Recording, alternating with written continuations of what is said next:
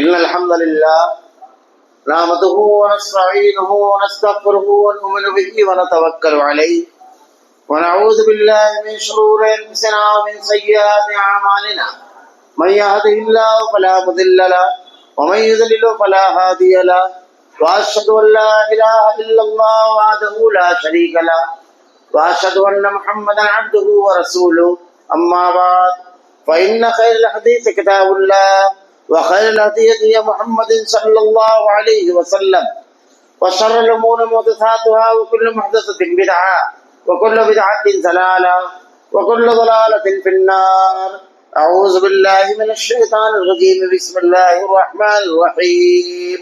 قاف والقرآن المجيد بل عجبوا أن جاءهم منذر منهم فقال الكافرون هذا شيء عجيب أإذا متنا وكنا ترابا ذلك رجع بعيد قد علمنا ما تنقص الأرض منهم وعندنا كتاب حفيظ بل كذبوا بالحق لما جاءهم فهم في أمر مريض أفلم ينظروا إلى السماء فوقهم كيف بنيناها وزيناها وما لها من فروج والأرض مددناها وألقينا فيها رواسي وأنبتنا فيها من كل زوج بهيج تبصرة وذكرى لكل عبد منيب ونزلنا من السماء ماء مباركا فأنبتنا به جنات وحب الحصيد والنخل باسقات لها طلع نضيد رزقا للعباد وأحيينا به بلدة ميتا كذلك الخروج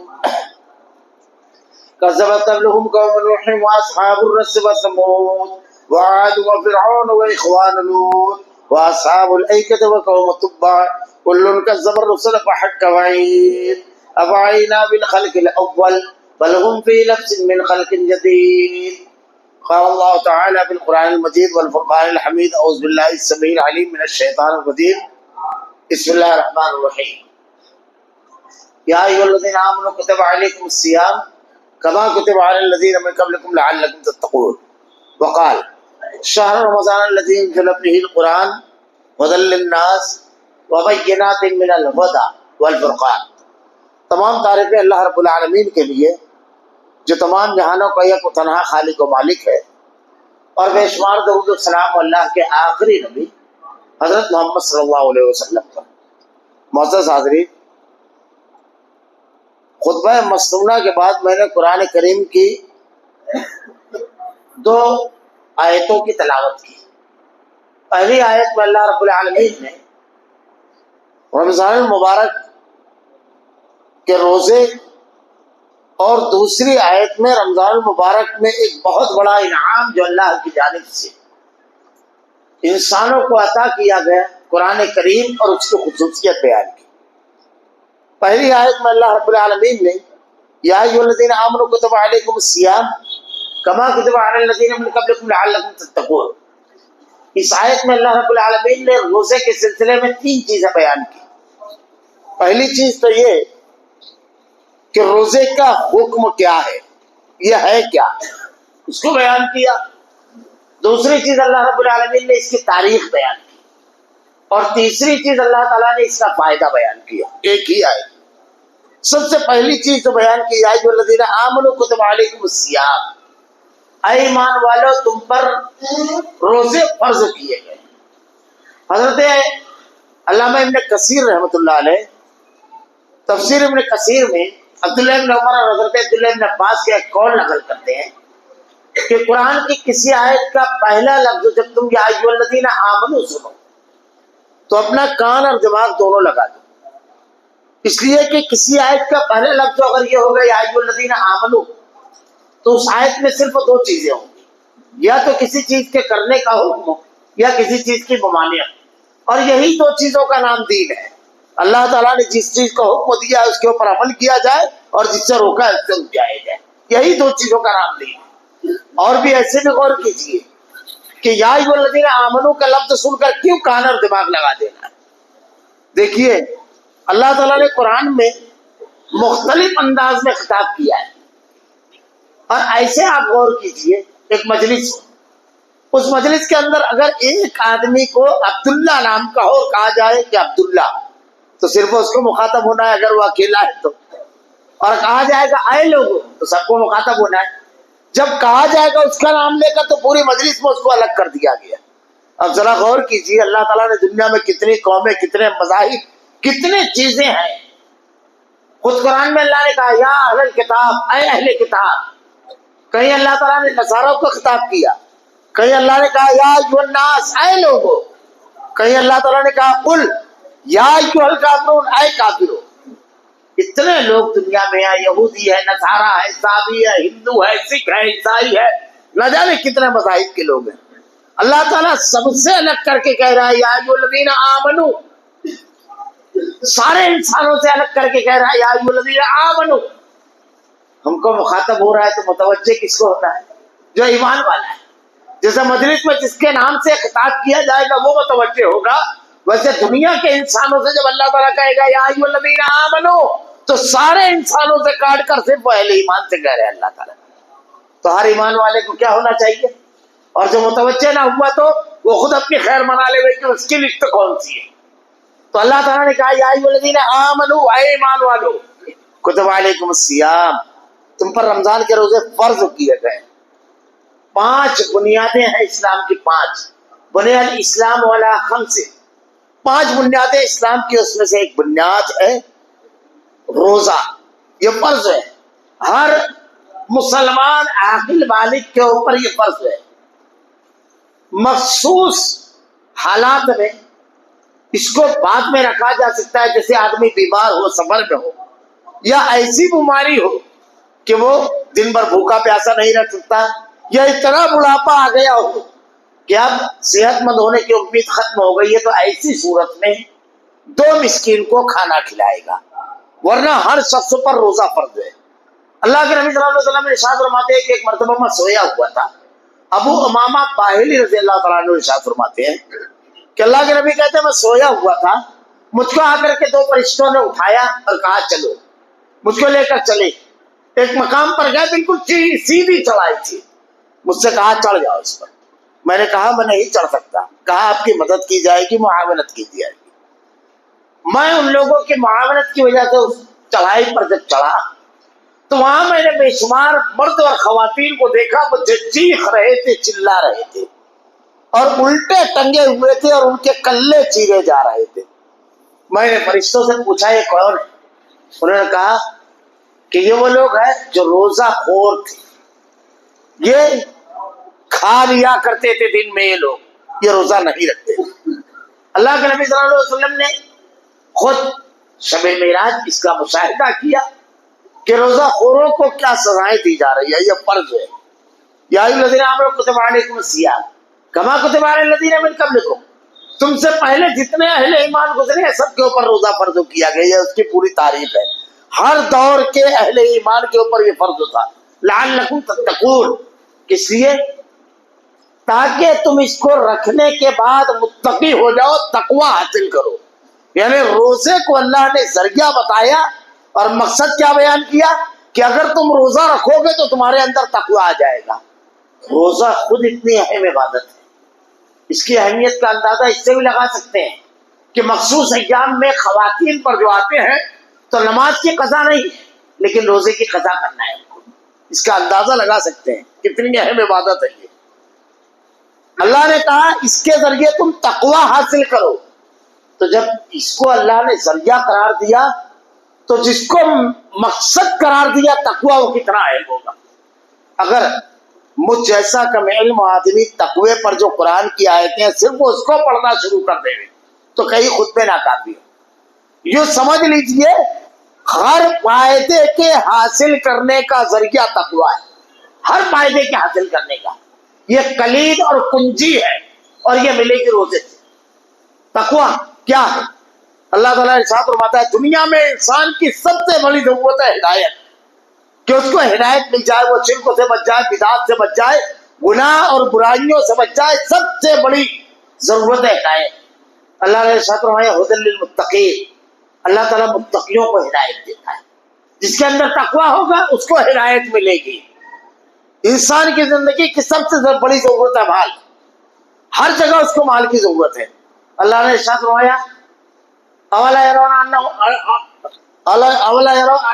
ولو ان اهل القرى آمنوا واتقوا لفتحنا علیہم برکات من السماء ولو ان اہل القری آمنوا واتقوا لفتحنا علیہم برکات من السماء. اگر اس بستی کے لوگ تقوی اور پرہیزگاری کی زندگی گزارتے تو ہم ان کے اوپر زمین اور آسمان سے برکات کے دہانے کھول دیتے. اللہ رب العالمین نے ارشاد فرما رہا ہے تقوی ہوگا تو ہدایت ملے گی، تقوی ہوگا تو مال میں برکت، زمین اور آسمان سے اللہ برکات کے دہانے کھول دے گا. تقوی اگر ہوگا، ان اللہ یحب المتقین، اللہ نے ارشاد فرمایا اللہ متقیوں سے محبت کرتا ہے.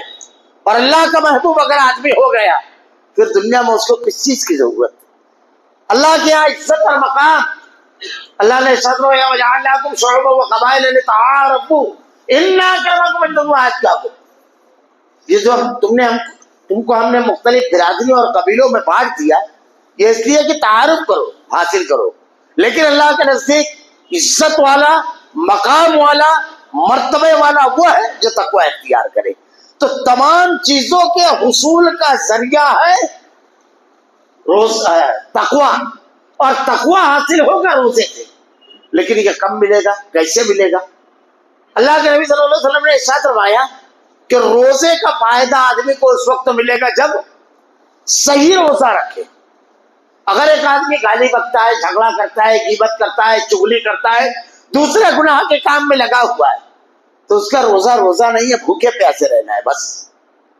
روزے کا حقیقی فائدہ اللہ کے نبی نے بیان کیا، ویسا رکھنا جیسے رکھنے کا حکم دیا گیا ہے. اس کو آسانی سے سمجھ سکتے ہیں کہ کبھی بھی مقصد اس وقت حاصل ہوتا ہے جب ذریعہ صحیح ہوتا ہے. مقصد ذریعے کے درست ہوئے بغیر حاصل نہیں ہوتا. روزہ اللہ تعالیٰ نے ذریعہ قرار دیا اور مقصد تقوی. اب غور کیجئے، ایک آدمی اگر رات کو ڈاکہ ڈالے، چوری کرے اور دن میں صدقہ کرے تو اس کا ذریعہ کیا ہے؟ چوری. اور مقصد نیکی کمانا، لوگوں کی ہمدردی کرنا، لوگوں کے کام آنا. تو ذریعہ غلط ہے تو کیا مقصد کا فائدہ اس کو ملے گا؟ ہرگز نہیں. وہ تو چور ہے، نیکی کرنے والا نہیں، چور ہے. تو جب ذریعہ صحیح رہے گا تو مقصد کا فائدہ ملے گا، اور اگر ذریعہ غلط رہا تو مقصد کا فائدہ نہیں ملے گا. اسی طریقے سے ایک آدمی اگر گالی گلوچ کر رہا ہے، غیبت چغلی کر رہا ہے، اس کا ذریعہ غلط ہو گیا، روزہ ہی صحیح نہیں رہا، تو مقصد کا فائدہ کیسے ملے گا اس کو؟ تقوی اس کے اندر کیسے آئے گا؟ اس لیے ذریعے کا درست ہونا بہت ضروری ہے. یہ تو روزے کے سلسلے میں بڑے اختصار کے ساتھ کچھ چیزیں تھیں. اللہ تعالیٰ نے رمضان المبارک میں دنیا کی سب سے عظیم کتاب، اپنی آخری کتاب قرآن مجید کو نازل فرمایا. اللہ نے ارشاد فرمایا شہر رمضان الذی انزل فیہ القرآن. رمضان کا مہینہ وہ مہینہ ہے جس میں ہم نے قرآن نازل کیا. اس قرآن کو نازل کرنے کا مقصد اللہ نے بیان فرمایا ھدی للناس، یہ لوگوں کے لیے ہدایت ہے. وبینات من الہدی، اس میں بین واضح روشن دلیلیں ہیں. والفرقان، فیصلہ کرنے والی، چھاڑ دینے والی، الگ الگ کر دینے والی کتاب ہے. اب رمضان المبارک میں اللہ نے روزہ فرض کیا. روزہ ایک آدمی صحیح ڈھنگ سے رکھے، تقوی حاصل ہو گیا تو اب یہ متقی والی زندگی اس کو کیسے گزارنا ہے، اس کا اصول اور ضابطہ کیا ہے، اللہ نے اس کے لیے قرآن نازل کیا. اگر ہم روزوں پر غور کریں تو روزہ جو اللہ رب العالمین نے فرض کیا ہے اتنی زبردست و تربیت ہے انسانی زندگی کی، اتنی زبردست ہو 24 گھنٹہ آدمی کے اندر یہ احساس دلاتا ہے روزہ. جتنے وقت آدمی روزہ رہتا ہے اس کے اندر یہ احساس دلاتا ہے کہ وہ بندگی میں بہت مضبوط ہے. شیطان، اللہ نے کہا ہے تم کو اللہ کے راستے میں مال خرچ کرنے سے شیطان روکتا ہے فقر سے. شیطان انسان کو کہتا ہے کہ وہ بہت کمزور ہے، کمزور نہیں ہے، اللہ نے بہت مضبوط بنایا ہے. روزہ میں یہ احساس دلاتا ہے کہ ہم اللہ کی کیسی بندگی کرنے والے ہیں. شیطان تو یہ احساس دلاتا ہے نہیں مجھ سے نہیں ہوتا ہے، میں اتنا نیک نہیں ہوں. نہ، روزہ یہ سب احساس دلاتا ہے. ذرا سا غور کیجیے کیا ہمارے اندر پیدا کرتا ہے روزہ؟ شعور بندگی، احساس بندگی، نیکی کی پختگی، رب کے احکامات ماننے کی ہمت اور حوصلہ اور اس کو کرنے کا عملی مظاہرہ سب ہے روزے میں. غور کیجیے اللہ تعالیٰ نے سب چیزیں جائز قرار دی ہے. سب چیزیں ہماری اپنی حلال کمائی کی ہے, گھر میں رکھی ہے. بھوک لگی ہے, پیاس لگی ہے, آدمی ہرگز ہرگز ایک چیز بھی استعمال نہیں کرتا ہے. یہ دن بھر آدمی اپنے عمل سے یہ ظاہر کرتا ہے کہ اللہ تو نے صبح صادق سے لے کر غروب آفتاب تک جائز چیزوں سے روکا, رب میں رک گیا. تو جس کو ناجائز قرار دے گا اس کی طرف, یہ پریکٹیکل میں آدمی کہتا ہے. اور آدمی اتنا مضبوط ہوتا ہے, یہ شیطان ہم کو کمزور بتاتا ہے. ہم اتنے مضبوط ہیں کہ جب چاہیں اپنے آپ کو روک لیں گے. یہ روزہ دن بھر کو بتاتا ہے بھوک لگی ہے نہیں کھا رہے ہیں. اللہ نے دیا ہے وہ مضبوطی, نیکی پر چمنے, نیک کام کرنے, اللہ کی منع کی ہوئی چیز سے رکنے کی یہ قوت دی ہے, یہ احساس. یہی شعور بندگی اگر بیدار ہو جائے ہمیشہ کے لیے, بس کامیاب ہو جائے. کیسا بندگی کا شعور ہے, کیسا حکم ماننے والے ہیں ہم, ذرا سا غور کیجیے. اور کیسے اپنے آپ کو روکنے والے ہیں. دیکھیے دنیا کے اندر گناہ کی ایک نفسیات, ایک سائیکالوجی ہے. آدمی اس وقت گناہ کرتا ہے جب اس کو کوئی دیکھ نہیں رہا. لیکن روزہ کیا ہے؟ ایک آدمی روزے کی حالت میں نہر میں ڈبکی لگائے, حوض میں نہائے, سوئمنگ پول میں نہائے, کنویں میں, تالاب میں, دریا میں, انتہائی شدید پیاس لگی ہے اس کو, وہ اندر ڈبکی لگائے. کیا ایک قطرہ بھی پانی پیے گا؟ ہرگز نہیں پیے گا. بہت سارے چہرے حرکت کر رہے ہیں, ایسا نہیں پیے گا. کیوں؟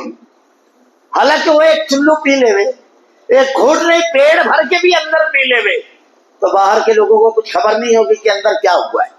ہوگی کسی کو خبر, لیکن کیوں اپنے ہونٹوں کو بہت مضبوط بند کر لے رہا ہے بندہ؟ کیوں؟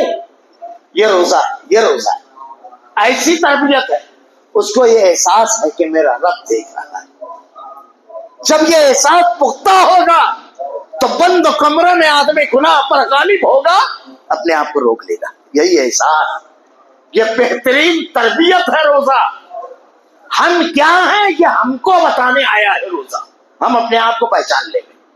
ایک آدمی اگر اپنے آپ کو پہچان لیا روزے میں, سب سے بڑی چیز اس نے حاصل کر لی کہ اس کے اندر گناہ سے رکنے کی کتنی قوت ہے, اس کے اندر رب کی رضا اور خوشنودی حاصل کرنے کا کتنا جذبہ, اس کی بھوک بتاتی ہے. اس کی پیاس, ہر طرف پانی وہ نہیں پی رہا ہے, اللہ کی نافرمانی سے کیسے وہ اپنے آپ کو, کتنا طاقتور ہے وہ مومن. اللہ کے نبی صلی اللہ علیہ وسلم نے یہ ارشاد فرمایا, والذین آمنوا واشد حبا للہ, اہل ایمان کی محبت اللہ کے یہاں بڑی شدید ہوتی ہے. روزے پر آدمی غور کرتا جائے, بے شمار فوائد ہیں رمضان مبارک کے. اب اس مہینے میں ہم کو اللہ کے رضا اور خوشنودی والی زندگی کیسے گزارنا ہے, اللہ نے اس کے لیے قرآن کریم کو نازل فرمایا. قرآن کیا ہے؟ یہ نزول قرآن کا مہینہ ہے. اگر قرآن کی عظمت پر کہا جائے تو لوگوں نے 80 جلدوں میں ابواب پالے ہیں, کتابیں لکھی, 80 کے قریب تو علوم و فنون ہے اس کے اندر. قرآن کے مختلف پہلوؤں پر اعجاز قرآن, بلاغت قرآن, جامعیت قرآن, مضامین قرآن, ترتیب قرآن, واقعات قرآن, احکامات قرآن, پھر اس میں منکرات, پھر اس کے بعد اللہ تعالیٰ نے جن چیزوں کو کرنے کا حکم دیا ہے, جنت کا بیان, جہنم کا بیان, پھر دنیاوی معاملات, مختلف عناوین پر بے شمار کتابیں. کتنی جامع, کیسی کتاب اس ماہ رمضان میں ہم کو اللہ نے عطا کی. اگر رمضان میں ایک آدمی کو تقوی حاصل ہو گیا, اس نے اپنے آپ کو پہچان لیا اور قرآن پا لیا, سمجھ لیجیے رمضان پا لیا. یہ کیا ہے قرآن؟ مختلف انداز میں لوگوں نے اس کے بارے میں لکھا ہے, اس کی عظمت کے بارے میں. یہ کتاب جس سے لگ گئی وہ چیز عظیم. اللہ رب العالمین نے اس کو رمضان مبارک میں اتارا, یہ مہینوں کا سردار. جس رات میں اللہ نے اتارا یہ راتوں کی سردار لیلۃ القدر. جس نبی کے اوپر اتارا گیا وہ نبیوں کا سردار. جو فرشتہ اس کو لے کر کے آیا وہ فرشتوں کا سردار جبرائیل امین. اور جس امت پر اللہ نے اس کو نازل کیا وہ امت کنتم خیر امہ, بہترین امت اللہ نے قرار دیا. قرآن کریم محفوظ کتاب. اللہ تعالیٰ نے اس کے بارے میں ارشاد فرمایا, انا نحن نزلنا الذکر وإنا لہ لحافظون، ہم نے اس کو نازل کیا اور ہم اس کی حفاظت کرنے والے ہیں۔ چند باتیں سے وہ کہوں گا، کتنی عظیم کتاب اس مہینے میں اللہ نے ہمیں عطا کی ہے، انسانوں کو عطا کی ہے۔ اگر ایک آدمی قرآن پا گیا رمضان مبارک میں، سمجھ لیجئے کامیاب ہوئے۔ محفوظ کتاب، کیسی محفوظ کتاب ہے؟ جب سے نازل ہوئی آج تک اس کے اندر ایک حرف کی تبدیلی نہیں کی گئی، ایک حرف کی۔ اللہ تعالیٰ نے اس کو محفوظ رکھا ہے، بے شمار واقعات ہیں اس کی حفاظت کی۔ دنیا کے اندر آپ کسی بھی کتاب کے اتنے حافظ نہیں بتا سکتے، اتنے حافظ جس نے قرآن کے حافظ، کروڑوں اربوں، بلکہ اب اس کی تعداد جا چکی ہے قرآن کے حفاظ کی۔ یہ حفاظت کا وہی انتظام اسلام ہے۔ رجنالڈو نامی ایک بادشاہ صلاح الدین ایوبی کے دور میں تھا، اس کے دماغ میں خناس آیا، جہاں جاتا قرآن کو درجہ بردو کر دیتا ہے، جلوا دیتا۔ جیسے آج کے دور میں کچھ لوگ سنگ منظری کی بنیاد پر یہ کوشش کر رہے ہیں۔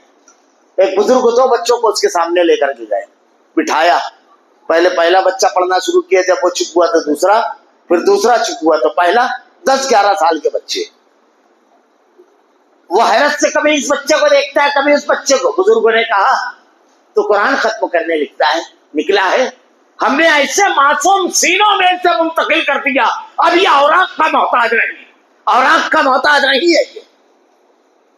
یہ معصوم بچے اس کے حافظ ہیں۔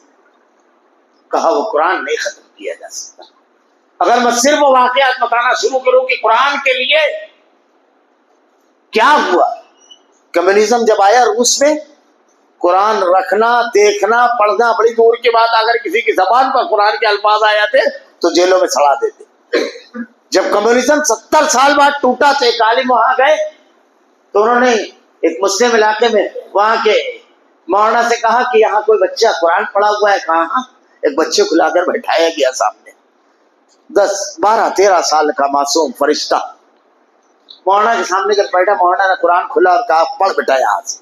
بچہ کبھی مولانا کا منہ دیکھا، کبھی اپنا استاد کا۔ پھر مولانا نے سمجھا یہاں سے نہیں پڑھ پائے گا، دوسری جگہ سے کھولا، کہا بیٹا پڑھ۔ بچہ کبھی استاد کا منہ دیکھے، کبھی مولانا کا۔ تیسری جگہ جب یہی ہوا کہ بچہ خاموش بیٹھا ہے تو اس کے استاد کہتے ہیں کہ شیخ، اس بچے نے مذہب ابھی دیکھا ہے، قرآن ابھی دیکھا ہے، اس سے آپ ایسے مت سوال کیجیے، آپ زبانی پڑھیے۔ مولانا کہتے ہیں کہ میری زبان سے قرآن کی آیت شروع ہوتی تھی اور بچہ پڑھنا شروع کر دیتا تھا۔ میں ابھی سوال پورا نہیں کرتا تھا، بچہ جواب شروع کر دیتا تھا۔ میں حیرت سے بچے کو دیکھا۔ وہ کہتے ہیں مولانا کہ جب پابندی لگی تھی قرآن میں تو ہم نے اس کو زبانی ایسے بے شمار حفاظ جو یہاں کھیل رہے ہیں، ایسے حفاظ۔ یہ محفوظ کتاب ساری طاقتیں مل کر اس کا کچھ نہیں کر سکتی۔ اللہ نے ایسی حفاظت۔ جرمنی کے ایک شخص نے اسلام قبول کیا، اس کی وجہ یہ تھی، اس نے جب یہ آیت سنی تو دنیا کے مختلف کتابوں کے 400 نسخے، 2 ایڈیشن جمع کیے۔ 2 ایڈیشن کہا جاتا ہے کتاب کے پہلا نسخہ جو چھپتا ہے اس کو، جب دوبارہ وہی چھپتی ہے تو اس کو دوسرا ایڈیشن کہتے ہیں۔ سب میں فرق، کوئی 2 ایڈیشن ایک جیسا نہیں۔ اور قرآن جب اس نے منگایا دنیا کے 400 نسخے، تو جانتے ہو کیا ہے؟ یہ ہے محفوظ کتاب۔ ابراہیم کا لفظ قرآن میں 2 طریقے سے لکھا جاتا ہے عربی زبان میں۔ ایک لکھنے کا طریقہ ہے ہے کے نیچے کھڑا زیر، اور ایک لکھنے کا طریقہ ہے ہے کے بعد یہ ہوتا ہے، ہے پہ زیر ہوتا ہے اور یہ پر جزم۔ یہ 2 طریقہ ہے۔ آپ قرآن پڑھیے، سورہ بقرہ اور آل عمران پڑھیے اور دیگر سورتیں پڑھیے۔ ابراہیم کا لفظ بغیر یہ کے ہے اور یہ کے ساتھ، اور اس کے علاوہ سورتوں میں سب جگہ بغیر یہ کے کھڑے زیر کے ساتھ ہے۔ حیرت انگیز کے بات یہ کہ استنبول میں حضرت عثمان ذوالنورین کے دور کے رکھے ہوئے قرآن کی بھی کتابت وہی، اور آج کے بھی پوری دنیا کے قرآن کی کتابت وہی۔ کہیں پر آپ کو ایسا نہیں ملے گا کہ ابراہیم کا لفظ اس قرآن میں تو کھڑے زیر کے ساتھ یہاں پر ہے اور یہاں یہ کے ساتھ نہ، جہاں جیسا سمودا، یہ ایک لفظ ہے۔ دال پر اگر زبر آ جائے تو یہ لفظ پورا ہو جاتا ہے۔ اس کے آگے ایک زائد الف ملے گا جس کی نہ ضرورت ہے نہ قاعدے میں۔ لیکن قرآن کے 1400 سالہ نسخے میں اگر وہ لفظ ہے تو پوری دنیا کا قرآن پرنٹ اٹھا کر دیکھیے، یہ حرف کو الف لکھا ہوا ملے گا، جبکہ نہ لکھا جاتا ہے، نہ قاعدے سے ہے، نہ پڑھنے کی ضرورت ہے۔ یہ محفوظ کتاب، جس کتاب کو اللہ نے نازل کیا اس مہینے میں صرف ایک چیز بتا رہا ہوں، اس کی ایک کیا ہے جو اللہ نے ہم کو دیا ہے، قرآن۔ نحن نزلنا الذکر وإنا لہ لحافظون، ہم نے اس کو نازل کیا اور ہمیں اس کی حفاظت کرنے والے ہیں۔ قیامت کی صبح تک کے اس میں کوئی تغیر، کوئی تبدیلی نہیں کر سکتا۔ آج نیٹ کا دور ہے، حیرت ہوتی ہے، اکثر شرارت ہوتی ہے، کبھی نیٹ میں کوئی چھڑکانی کرتا ہے قرآن میں، ایسا لگتا ہے کہ اس قاتل مطلق نے لوگوں کو اس کے لیے بٹھا رکھا ہے۔ ادھر کسی نے کوئی گڑبڑ کی، ادھر سب طرف سے آنا شروع ہو جاتا ہے کہ دیکھو اس سائٹ پر قرآن میں یہ کھلواڑ کیا گیا ہے۔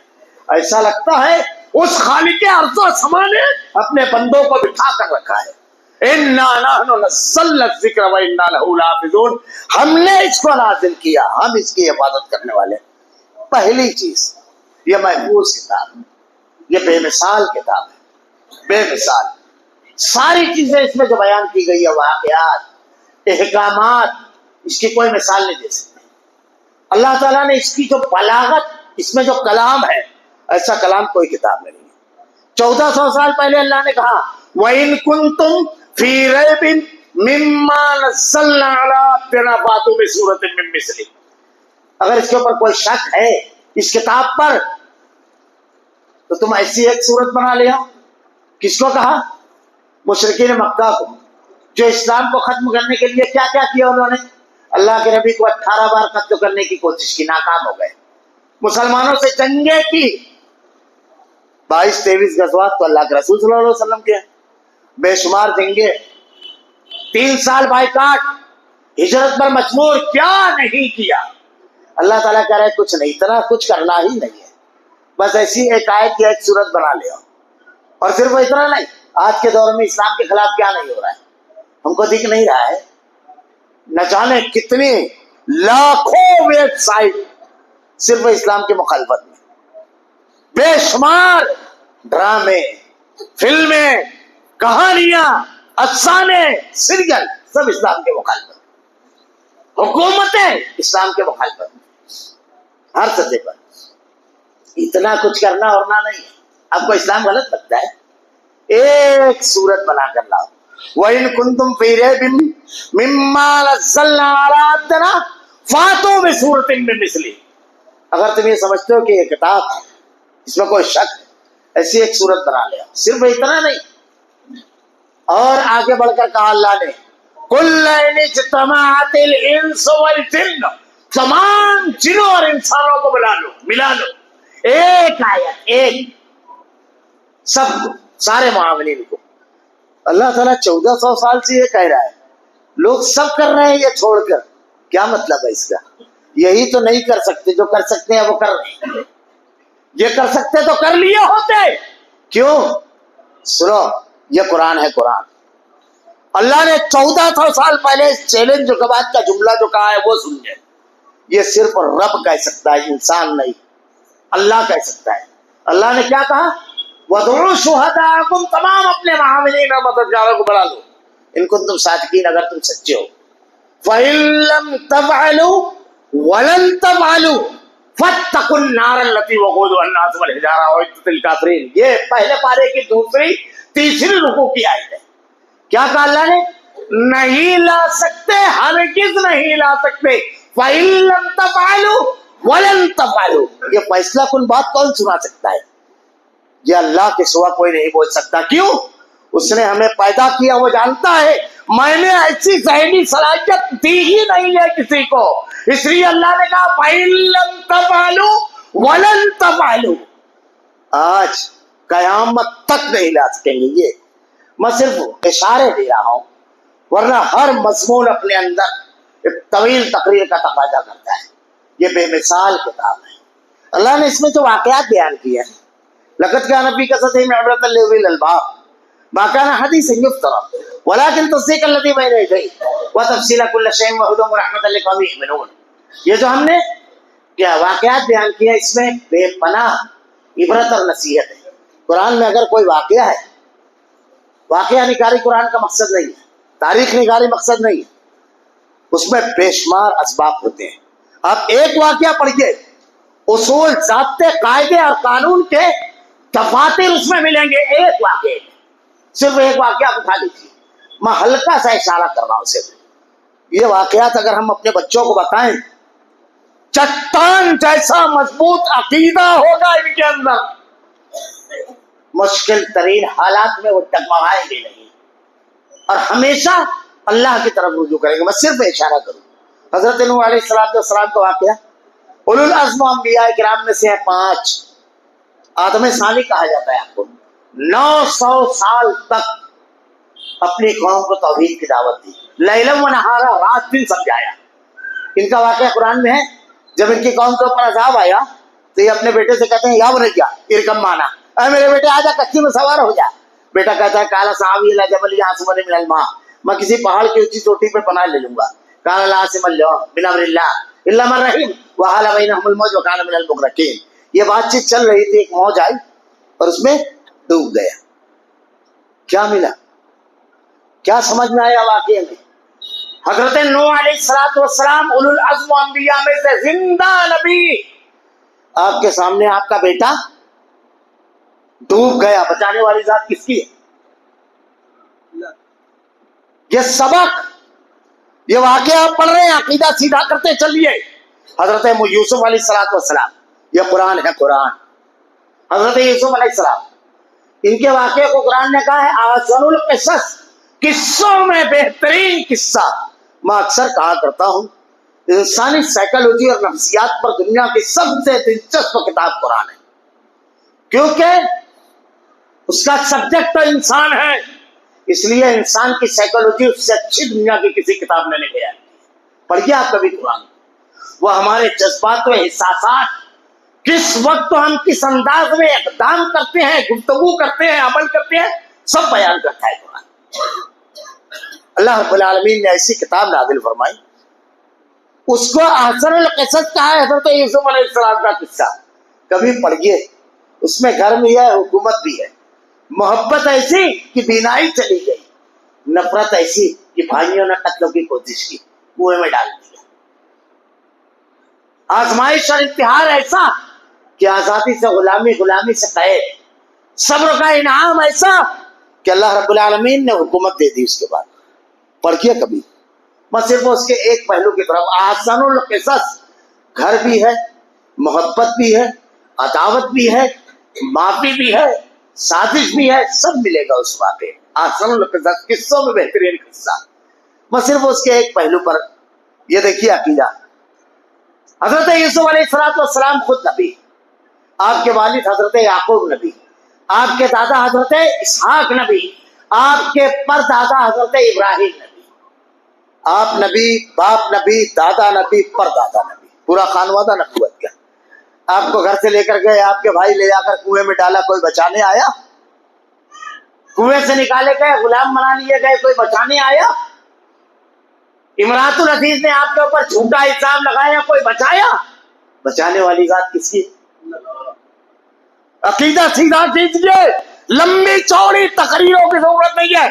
वह बच्चिन मिनल हुदा, बच्चिन दलीलें इसमें मिलेगी, बच्चिन। हजरत यूनुस अलैहिस्सलाम, कभी गौर किया आपने अंबिया की मुसीबत के वाक़यात की हुए कुरान में? कभी तदब्बुर किया? ये अल्लाह की चुनी हुई सबसे बेहतरीन मखलूक में सबसे बेहतरीन तबका है। किसी भी कौम का सरदार होता है नबी, रहबर, रहनुमा, अल्लाह चुनता है बंदों में। उनके बाद हैं सहाबा, हवारी, उसके बाद है ताबई, तबा ताबई, मुहद्दिस, वली, इमाम, बुजुर्ग, वो सब उसके बाद, सबसे पहले नबी। लेकिन क्यों? इसलिए कि अकीदा सीधा रहे। ये हजरत यूनुस अलैहिस्सलाम मछली के पेट में है, क्या दुआ मांगी? ला इलाहा इल्ला अंता सुब्हानका इन्नी। बच्चे को याद दिला दो कि देख मुसीबत में नबी भी ये करता है, 18 سال بیمار حضرت ایوب علیہ السلام، رب انی مسنی الضر وانت ارحم الراحمین، اچھے ہو سکے کچھ سے، کس سے مانگا؟ تو اللہ سے مانگ. یہ عقیدہ واقعہ آپ بتائیں گے، عقیدہ گھونٹ کر پلاتے جائیں گے اپنی اولاد کو. یہ ہے قرآن. میں اشارے بھی صرف دے رہا ہوں، اشارے. قرآن یہ نزول چند منٹوں، یہ نزول قرآن کا مہینہ ہے. یہ قرآن کیا ہے؟ ایک ایک چیز اپنے اندر عنوان رکھتی ہے. کیا ہے قرآن؟ اللہ نے یہ ہمارے لیے نازل کیا. اللہ رب العالمین نے اس میں بتایا یہ فرقان چھاڑ دینے والی، الگ الگ کر دینے والی کتاب ہے. آج دنیا کے اندر کتنے مذاہب ہیں، سب کا دعویٰ ہے ہم صحیح ہیں. مسلمانوں میں کتنے فرقے، سب کا دعویٰ ہے ہم صحیح ہیں. اچھا صحیح فرقوں میں بھی پھر دعویٰ رہتا ہے میں حق پر ہوں، میں حق پر ہوں، رہتا ہے نا. تو سب کا دعویٰ کافی، آدمی دعویٰ کرنے میں حق پر ہو جائے گا. اللہ نے کہا والفرقان، یہ فیصلہ کرنے والی کتاب ہے، چھاڑ دینے والی، الگ الگ کر دینے والی. یہ فیصلہ کرے گا قرآن کون حق پر ہے. دعوے نہیں چلیں گے. کیسے ہوگا فیصلہ قرآن سے؟ آسان ضابطہ. اللہ تعالیٰ نے اہل حق کے واقعات بیان کیے ہیں، اس میں ان کا عقیدہ بیان کیا، ان کا منہج بیان کیا. آپ دیکھیے کہ اہل حق کا عقیدہ ہے آپ کا عقیدہ، اہل حق کا منہج ہے آپ کا، اہل حق کا طریقہ ہے آپ کا، آپ حق پر ہیں. یہ قرآن کا فیصلہ ہے. اور اگر باطل لوگوں کا طریقہ ہے، اب میں ایک مثال دوں. انبیاء کرام تعلیمات دیتے ہیں، کیا تعلیم؟ اللہ کو مانو، رسول کو مانو، یہی کہتے ہیں. لڑائی جھگڑا کرتے ہیں، مار کوٹ کرتے ہیں نہ. انبیاء یہ نہیں کہتے لا اکراہ فی الدین، دین میں کوئی زور زبردستی نہیں. اب یہی دوسری قوموں کو بھی ناپ لو. آپ نے 57 مسلم ممالک کا کبھی سنا کہ کسی عیسائی کو پکڑ کر کہا گیا کہ اللہ کے نبی کی بڑائی کا، اللہ اوپر کا نام لگا؟ سنا؟ کہیں انجیل چلائی گئی، کہیں تورات چلائی گئی، کہیں گیتا پر کیس ہوا کسی غیر مسلم کو؟ کیوں کہ قرآن میں لا اکراہ فی الدین، مسلمان تنگ نظر قوم نہیں ہے، تنگ نظری نہیں ہے. ذرا اپنے آپ کو پہچانیے. یہ صرف ہمارے یہاں ہے وسیع النظری، ورنہ دنیا کی قومیں تنگ نظر ہے، برداشت نہیں کرتی. کیونکہ ہم کو عقیدہ اللہ نے دیا قرآن میں لا اکراہ فی الدین، دین میں کوئی زور زبردستی نہیں. بات ذرا سا طویل ہو جائے گی. اور اللہ کے انبیاء نے کبھی اپنے سامنے والوں پر ظلم نہیں کیا، الزامات جھوٹے نہیں لگائے، سازش نہیں کی، مار کوٹ نہیں کی. جب کوئی مار کوٹ کرے، جھوٹا الزام لگائے، سمجھ لیجیے اس کو قرآن نے کہاں رکھا ہے، وہ انبیاء کے طریقے والا نہیں ہے. انبیاء نے اس چیز کی دعوت دی، کیا؟ وَإِذَا قِيلَ لَهُمُ اتَّبِعُوا مَا أَنزَلَ اللَّهُ، جب ان سے کہا جا کرتا ہے جو کچھ اللہ نے نازل کیا اس پر عمل کرو، تو کہتے ہیں قَالُوا بَلْ نَتَّبِعُ مَا أَلْفَيْنَا عَلَيْهِ آبَاءَنَا، ہم تو اپنے باپ دادا کی اتباع پیروی کریں گے. تو باپ دادا کی اتباع پیروی کون کرتا تھا؟ نبی. کہ نبی کے ماننے والے یا نبی کے مخالفین؟ آدمی خود اپنے آپ کو دیکھے، یہ باپ دادا والا ہے تو اس کا کھانا کیا؟ یہ فیصلہ کون کرے گا؟ والفرقان، اللہ نے چھانٹ دینے والی، الگ الگ کر دینے والی کتاب نازل فرمائی. والفرقان وبینات من الہدی، بین دلیلیں اس میں واضح روشن. یہ اللہ نے یہ جو کتاب نازل فرمائی یہ ہمارے لیے، اس کو ہم پڑھیں سمجھیں. الذین آتیناہم الکتاب یتلونہ حق تلاوتہ، اللہ کے کلام کی تلاوت حق کے تلاوت کے ساتھ. حق کے تلاوت کیا ہے؟ اس کا پڑھنا. رمضان میں اس کی خوب تلاوت کرنا چاہیے، خوب پڑھنا چاہیے. ایک ایک حرف کے بدلے نیکی ہے، ایک حرف کے بدلے 10 نیکی. اور الف لام میم 3 حرف ہے، اور اس کی تلاوت کیا ہے؟ اسید بن حضیر رضی اللہ تعالیٰ نے ایک مرتبہ قرآن پڑھ رہے تھے، آسمان سے روشن قندیلیں اتری، ان کا گھوڑا بندھا ہوا تھا، وہیں ان کا بیٹا یحییٰ سو رہا تھا، گھوڑا بھی تکنے لگا. یہ رک گئے، وہ قندیلیں واپس چلی گئی. چمگٹا روشنیوں کا. اگر اللہ کے نبی سے کہا کہ اللہ کے رسول میں رات میں تلاوت کر رہا تھا، ایسا ایسا ہوا. اللہ کے نبی نے کہا اگر تم پڑھتے رہتے وہ فرشتوں کی جماعت تھی جو تمہاری تلاوت سننے آ گئی تھی. قرآن تلاوت کلام. کعب ابن مالک رضی اللہ تعالیٰ عنہ سے اللہ کے نبی نے کہا کعب مجھ کو قرآن سناؤ. کہتے ہیں اللہ کے رسول آپ پر قرآن نازل ہوا، میں آپ کو قرآن سناؤں؟ کہا ہاں مجھ کو اللہ نے حکم دیا ہے. تلاوت کلام کیا ہے؟ یہ اتنا پیارا قرآن پڑھتے تھے کہ اللہ کے نبی نے کہا کسی کو جبرائیل کے لہجے میں قرآن سننا ہے تو کعب کا قرآن سن لو. تو جب کہا کہ اللہ نے مجھ سے کہا ہے تو کعب ابن مالک رضی اللہ تعالیٰ عنہ کہتے ہیں کہ اللہ کے رسول کیا اللہ نے میرا نام لیا ہے؟ کہا ہاں کعب اللہ نے تیرا نام لیا ہے. رونے لگے سن کر. یہ ہے تلاوت کلام کی فضیلت. عبداللہ بن مسعود رضی اللہ تعالیٰ دیگر صحابہ کیسا شغف تھا قرآن کا. خوب پڑھے خوب تلاوت کرے قرآن کی، اس میں نیکی. لیکن الذین آتیناہم الکتاب یتلونہ حق تلاوتہ، پڑھنے کے ساتھ ساتھ اس کو سمجھنا کہ کیا حکم دیا گیا ہے. جن چیزوں سے ممانعت ہے اس سے اپنے آپ کو روک لینا. جن چیزوں کو کرنے کا حکم دیا گیا اس کو کرنا. جہنم سے پناہ مانگنا جب جہنم کا بنایا بیان آئے، جنت کا بنایا نہ آئے تو جنت کی طلب کرنا، اس کو سمجھ کر اس کی تلاوت کرنا. اللہ تعالیٰ قرآن کے اندر ارشاد فرماتا ہے لَقَدْ أَنزَلْنَا إِلَيْكُمْ كِتَابًا فِيهِ ذِكْرُكُمْ أَفَلَا تَعْقِلُونَ. اس میں تمہارا بیان ہے، کیا تم عقل نہیں رکھتے؟ آج کے دور میں ہم قرآن کی آیت پڑھیں گے تو یہی ترجمہ ہوگا نا کہ اس میں ہمارا بیان ہے، کیا تم غور نہیں کرتے؟ ہمارا بیان ہے قرآن میں. کبھی اس انداز میں پڑھیے اس کتاب کو، ہمارا بیان ہے. احنف بن قیس ایک تابعی تھے، جب قرآن کی آیت پڑھی تو کہا اپنے غلام کو ذرا قرآن لانا، میں دیکھوں میں کہاں ہوں قرآن میں. قرآن منگایا اور قرآن جب پڑھنا شروع کیا تو پہلی آیت تتجافى جنوبهم عن المضاجع يدعون ربهم خوفا وطمعا، کہ اللہ کے بندے جہنم کے خوف سے، جنت کے حصول کے، اس میں راتوں کو اپنی بستر سے اپنی پیٹھ کو الگ کرتے ہیں اور اللہ کی جناب میں کھڑے ہوتے ہیں. کہا یہ میں نہیں ہوں، کیونکہ ان لوگوں کے لیے اللہ نے کہا ہے فَلَا تَعْلَمُ نَفْسٌ مَّا أُخْفِيَ لَهُم مِّن قُرَّةِ أَعْيُنٍ. اللہ نے ایسی جنت تیار کی ہے جس کو نہ کسی آنکھ نے دیکھا نہ کسی کوئی تصور نہیں. کہا یہ میں نہیں. نیک بندوں کا تذکرہ، اللہ کے کچھ بندے ہیں جو اپنے مالوں میں سے اللہ کے راستے میں خرچ کرتے ہیں اور راتوں کو اللہ کی عبادت کرتے ہیں. کہا یہ میں نہیں. پڑھتے جا رہے ہیں، کہیں نہیں. وہ تھے نہیں اتنے نیک، انہوں نے صاف کہا میں یہ نہیں. پھر برے لوگوں کا تذکرہ ہے، اللہ کے بندے ایسے ہیں قرآن کی آیت سنتے ہیں ٹھٹا اڑاتے ہیں، قرآن سنتے ہیں ایڑیوں قبل گھوم جاتے ہیں. کہا استغفر اللہ، میں اتنا نافرمان بھی نہیں. پڑھتے پڑھتے ایک آیت پر پہنچے وآخرون اعترفوا بذنوبهم خلطوا عملا صالحا وآخر سیئا عسى الله ان يتوب عليهم. اللہ کے کچھ بندے ایسے جنہوں نے ملے جلے عمل کیے، نیکی بھی کی اور گناہ بھی کیا. رونے لگے، کہتے ہیں اللہ یہ تو میں ہوں، یہ تو میرا تذکرہ ہے، رب العالمین مجھ سے نیکی بھی ہوئی گناہ بھی ہوا. اللہ سے امید رکھتے، گناہ ہوتا ہے تو توبہ کرتے.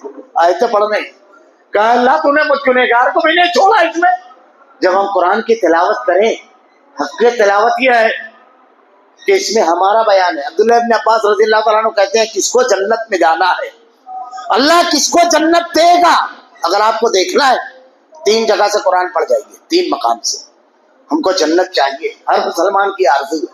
اللہ نے بتا دیا ان لوگوں کو جنت دوں گا، ویسے بن جائیں. پہلا مقام التائبون العابدون الحامدون السائحون الراکعون الساجدون الآمرون بالمعروف والناہون عن المنکر والحافظون لحدود اللہ وبشر المؤمنین. بشارت اور خوشخبری دے دیجیے ان لوگوں کو. کون؟ توبہ کرنے والے. یہ رمضان توبہ کا مہینہ ہے، نجات اور مغفرت کا مہینہ ہے. اور آگے بڑھیے دوسری جگہ قد افلح المؤمنون. کون ہے کامیاب فلاح پانے والے؟ جانتے ہو الذین هم فی صلاتہم خاشعون، جو خشوع و خضوع سے نماز پڑھتے ہیں. پڑھتے جائیے. آخری آیت کیا ہے؟ اولئک هم الوارثون الذین یرثون الفردوس. یہی وارث ہے جنت کے، جنت الفردوس. اور آخری ہے ان المسلمین والمسلمات والمؤمنین والمؤمنات والقانتین والقانتات سورہ احزاب. 3 مقامات پڑھ جائیے. ہم دیکھتے ہیں جب قرآن پڑھتے ہیں اللہ نے صاف کہا انہیں عمل کرنے والوں کو جنت دوں گا. یہ ہمارا بیان ہے. اور آگے بڑھتے ہیں. اگر قرآن پڑھتے ہوئے ایک آدمی پڑھتا ہے لعنت اللہ علی الکاذبین، اللہ کی لعنت ہے جھوٹے پر، اور اگر وہ جھوٹا ہے تو قرآن اس کے بارے میں کہہ رہا ہے کہ تجھ پر اللہ کی لعنت ہے. ہم قرآن پڑھ رہے ہیں اور قرآن کی آیت ہم نے پڑھی یا ایھا الذین آمنوا اتقوا اللہ وکونوا مع الصادقین. اللہ سچوں کے ساتھ ہے. اگر ہم سچے ہیں قرآن ہمارے بارے میں کہہ رہا ہے کہ اللہ تیرے ساتھ ہے. اس یقین کے ساتھ اس کی تلاوت کریں، اس کو پڑھیں. یہ رب نے ہمارے لیے نازل کی گئی. یہ صرف کتاب تلاوت نہیں ہے. معاف کیجیے گا بس آخری جملے کہہ کر اپنی بات ختم کروں گا کہ آج ہم نے قرآن کا بالکل الٹا استعمال کیا. یہ عظیم کتاب جو ہمیں زندگی کا درس دینے لے آئی تھی. کوئی ہمارے یہاں مرنے لگتا ہے تو سورہ یاسین لے کر بیٹھ جاتے ہیں. تلاوت کلام کے ہم مخالف نہیں ہیں. پہلی چیز تو اس کی کوئی وہ نہیں ہے. اللہ کے نبی نے کہا کسی کا آخری وقت آئے تو لقنوا موتاکم لا الہ الا اللہ, اس کو تو کلمے لے کر بیٹھ جاتے ہیں تاکہ آسانی سے مر جائے. ہمیں آسان موت دینے یہ کتاب نہیں آئی ہے, کامیاب زندگی کے اصول دینے آئی تھی یہ کتاب. ہم نے اپنے لوگوں کی آسان موت اس سے نکال لی. بالکل الٹا استعمال کیا ہے ہم نے قرآن کا.